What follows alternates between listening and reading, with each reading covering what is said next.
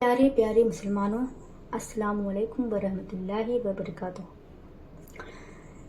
کسی نے کہا ہے کہ کبھی کبھی بھوک برداشت نہیں ہوتی، مگر پھر بھی رہتا ہوں بھوکا میں، کیونکہ سمجھنا چاہتا ہوں ان بھوکے بچوں کا دن کیسے گزرتا ہوگا۔ ہم امیر ترین انسان، اتنے ناشکرے جس کی کوئی حد نہیں، اچھے سے اچھا کھانا کھا کر بھی منہ بناتے ہیں، کپڑوں سے الماریاں بھری ہوئی ہیں، پھر بھی کہیں فنکشن میں جانے پر چہرے پر اداسی کہ کپڑا ہی نہیں کہ کہیں پہن کر جایا جائے، سر پہ چھت ہے پھر بھی اونچی بلڈنگ نہ ہونے کی فکر، چھوٹا کمرہ ہے تو بڑا کمرہ ہونے کی فکر، آنکھوں کے سامنے الحمدللہ پورا خاندان، ماں باپ بھائی بہن اولادیں سبھی موجود ہیں، پھر بھی تنہائی کی شکایتیں، گھروں میں پنکھے ہیں تو کولر کی کمی، کولر ہے تو اے سی کی کمی، اور سائیکل ہے تو بائک کی، اور بائک ہے تو کار کی کمی، وغیرہ وغیرہ تمام پریشانیاں ہیں۔ ہم اتنے زیادہ ناشکرے کیوں ہیں؟ ہمیں صرف وہ کیوں نظر آتا ہے جو دوسروں کے پاس موجود ہے؟ ہمیں وہ ساری نعمتیں نظر ہی نہیں آتی جو اللہ تعالیٰ نے ہمارے چاروں اور بکھیری ہوئی ہیں۔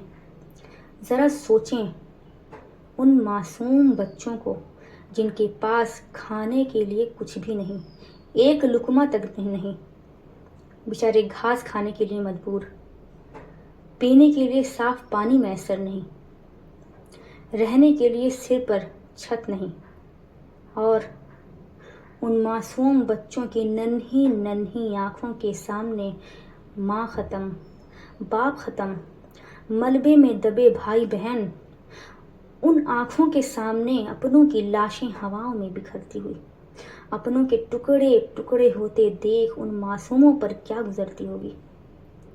اور اس کے باوجود ہم تمام وہ 1 ارب سے زیادہ لوگ خاموش تماشائی بنے ہوں۔ ذرا دل پر ہاتھ رکھ کر سوچئے، سب برباد ہونے کے بعد بھی وہ کس طرح سے بھوکے پیاسے رہ کر تکلیف کو جھیل پا رہے ہوں گے۔ بے شک ان کا اللہ ہی نگہبان ہے۔ کسی اللہ کے پیارے نے لکھا ہے کہ اگر فلسطین پہ مسلط کربلا نے آپ کی روح کو چھلنی نہیں کیا، آپ کی سوچ کو نہیں بدلا، تو افسوس کیجئے، سوگ منائیے، فلسطین کا نہیں بلکہ اپنے دل کا، اپنے ایمان کا جو مر چکا ہے۔ خدا کرے کہ اب سے ہم تمام نعمتوں کے ہوتے ہوئے چھوڑ دیں ناشکری کرنا۔ اللہ ہمیں توفیق بخشے کہ ہم اس کی دی ہوئی ہر نعمتوں کا ہمیشہ شکر ادا کرتے رہیں۔ چھوڑ دیں ہم یہ سب کہنا، یہ سب سوچنا کہ میرے گھرانے کے لوگ کسی لائق نہیں، میری ساس اچھی نہیں، میری بہو اچھی نہیں، اس کی ساس اچھی، اس کی بہو اچھی، اس کا شوہر اچھا، اس کی بیوی اچھی، اس کی اولاد سمجھدار، میری اولاد کم عقل۔ یہ ساری ہماری سوچ ہمیں اپنوں سے دور کر دیا کرتی ہیں۔ آج ضرورت ہے ہم سبھی کو کہ ہمارے پاس جو موجود ہیں، جتنی نعمتیں موجود ہیں، ان کی ہم دل سے قدر کریں اور اللہ کا شکر ادا کرتے رہیں۔ بلکہ ہمیں تو چاہیے کہ ہم اپنی فرض نمازوں کے بعد روزانہ کم سے کم کسی ٹائم 2 رکعت نماز شکرانے کی ضرور ادا کریں اور پوری زندگی پڑھتے رہیں۔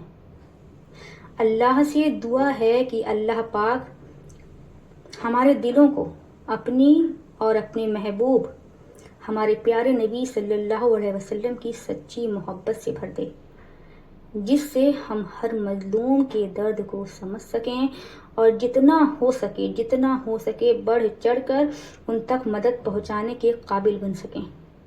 آمین۔ امید ہے کہ اس میسج کو آپ ہر مسلمان گھروں تک ضرور پہنچائیں گے۔ Thank you so much.